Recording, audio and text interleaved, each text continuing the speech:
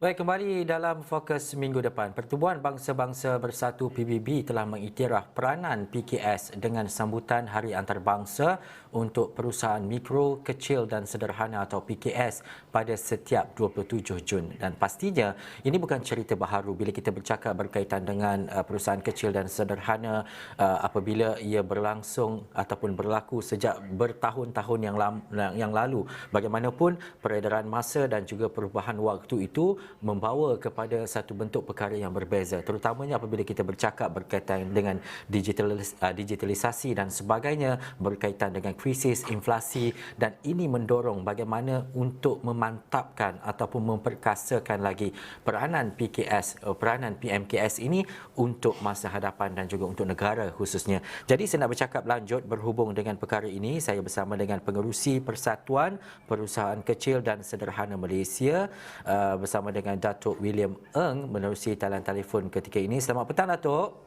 Selamat petang. Ya, terima kasih Datuk bersama dengan Esra Awani. Pertama sekali, bagaimana Datuk melihat kepada pertamanya berkaitan dengan sumbangan PMKS ini di peringkat komuniti, keluarga dan negara, bagaimana untuk pengembangannya dalam masa sekarang ini, Datuk? Ya, kalau kita lihat dari statistik yang kita ada, 97.4% dari semua perniagaan adalah PKS. Ini bermaksud dari setiap 100 perniagaan, 98 adalah PKS. Dan yang paling pentingnya, 1/2 atau separuh dari setiap kerjaan di Malaysia adalah dengan PKS. Jadi PKS ini bukan sahaja penting dari segi ekonomi, tapi juga sebagai, kalau saya katakan, satu kuasa penstabilan di dalam masyarakat dalam memastikan lebih ramai rakyat mempunyai pekerjaan dan juga bekalan produk dan servis. Jadi penting betul PKS ini.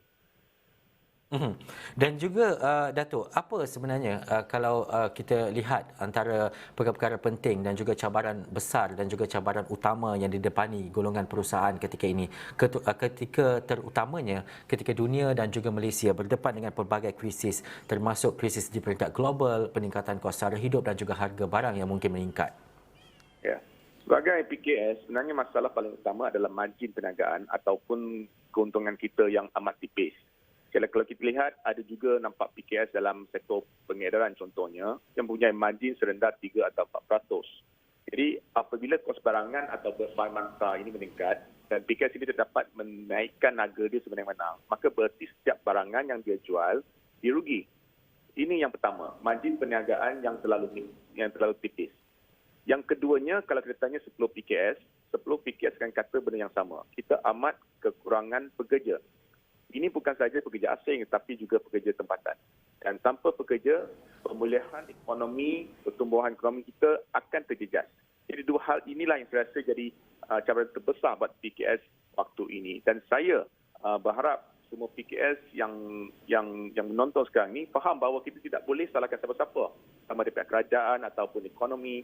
Apabila perniagaan kita susah, kita perlu segera mentransformasikan perniagaan kita secara digital, supaya kita tidak perlu terlalu bergantung kepada pekerja dan pada masa yang sama dapat menaikkan margin perniagaan kita yang tipis yang saya katakan tadi.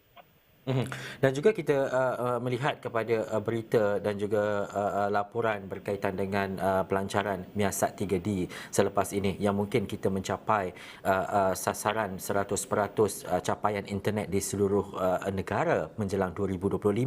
Selain itu, antara usaha-usaha yang dilakukan kerajaan, kita tahu ada bantuan sebelum ini disebabkan pandemik COVID-19 dan sebagainya. Bagaimana pula antara langkah lain yang perlu dilaksanakan oleh kerajaan? Bagaimana untuk memantapkan lagi ataupun memperkasakan lagi dalam meningkatkan keluarga Malaysia untuk bergiat aktif dalam perniagaan, usahawan dan juga sebagai peniaga, tak kiralah kecil, sederhana ataupun mikro. Ya, kalau kita lihat dari segi perniagaan baru, sebenarnya kita dapat lihat lebih ramai keluarga Malaysia bergiat dalam perniagaan. Dari tahun 2016 hingga tahun lepas, lebih dari 150,000 perniagaan didaftarkan dengan SSM.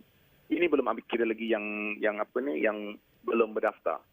Jadi salah satu cara yang efektif untuk kita meningkatkan lagi angka ini adalah memastikanlah bagaimana kita dapat bawa konsep keusahawanan ini ke sekolah. Kita ajak anak-anak kita mengapa mereka harus berniaga dan bagaimana. Yang saya bimbang bukan jumlah PKS baru, tapi jumlah yang tercicir atau yang give up selepas tahun 2 berniaga. Masalahnya ramai, dia fikirkan berniaga ini senang. Ada yang dapat grant, ada yang lihat kawan-kawan dia buat duit, berniaga dia pun nak buat. Tapi dia belum faham selok-belok nak berniaga. Ini yang kita harapkan dapat diajar dan dipupuk dari sekolah lagi. Mungkin seawal, kalau ikut saya, sekolah rendah. Supaya kadar keciciran ataupun attrition rate ini kita dapat kurangkan di kalangan PKS. Daripada apa yang Datuk nyatakan tadi, menarik perhatian saya untuk kita berkaitan dengan trend, melihat orang berniaga dan sebagainya, pengaruh daripada rakan nak juga berniaga. Bagaimana untuk kita konsisten dan juga mencari peluang-peluang baharu, melihat kepada perkara-perkara yang tidak terlalu mengikut trend, tetapi mengambil kepada inisiatif dan juga ruang yang lebih luas untuk memastikan bahawa menjadi usahawan, menjadi peniaga itu konsisten, bukan sahaja mengikut waktu dan masa tertentu sahaja, Datuk. Apa yang perlu kita lakukan? Ini kerana kesemuanya ini sebenarnya bukan mengenai produk kita ataupun grant ataupun barangan ataupun market kita. Yang pentingnya bukan insentif atau latihan, tapi mindset kita. Bagaimana kita dapat menukarkan mindset kita supaya kita mempunyai mindset keusahawanan. Seperti yang kita katakan tadi, kalau kita bimbing anak-anak dari muda, cara dia berniaga, kelebihan berniaga, dan yang pentingnya etika berniaga. Kalau modal itu penting, tapi jika kita belum bersedia dan tak faham selok-beloknya, kita akan rugi juga walaupun modal dia banyak. Jadi ini amat penting. Dan dari segi mendapatkan informasi, maklumat untuk belajar, adakah ruang dan juga peluang itu sudah besar adanya ataupun masih lagi dalam kalangan kita susah untuk mencari peluang berkenaan? Kita sebenarnya ada beberapa agensi kerajaan yang memangnya mempunyai pelbagai kursus untuk mereka yang berminat untuk menjadi peniaga. InScan contohnya mempunyai program yang bagus untuk usahawan dari semua peringkat yang baru yang mula berniaga hinggalah yang dah agak berjaya. Tapi apa yang kita mahukan adalah konsep keusahawanan ini kita bawa kepada akar umbi supaya semua dari budak sekolah sehinggalah mereka yang baru lepas graduan dan sebagainya faham bagaimana dan cara kita berniaga. Dan juga akhir sekali, Datuk, apa harapan Datuk? Sempena 27 Jun setiap tahun pastinya adalah hari mengiktiraf peranan PKS dan sambutan antarabangsa untuk perusahaan mikro kecil dan sederhana PKS ini. Apa yang Datuk harapkan, bukan sahaja kepada peniaga-peniaga berkenaan, tetapi bagaimana untuk kita menyumbang sesuatu kepada negara? Jadi sebenarnya Hari PKS Studio ini saya ucapkanlah selamat Hari PKS kepada semua PKS dan berharap tuan-tuan dan puan-puan dapat menggerakkan perniagaan secepat mungkin ke arah pendigitalan. Saya rasa ini penting. Bukan sahaja kita jangan sahaja kita bergantung kepada kerajaan, tapi kita sendiri kenalah cepatkan perniagaan kita ke arah pendigitalan.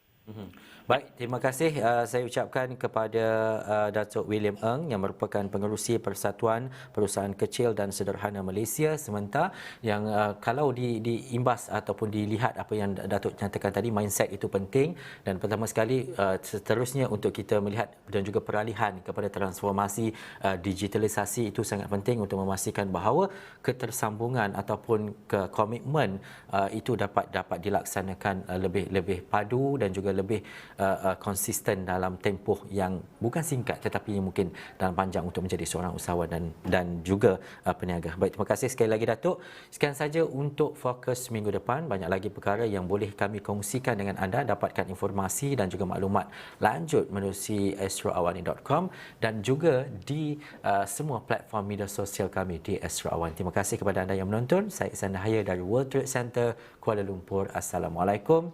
Jumpa lagi.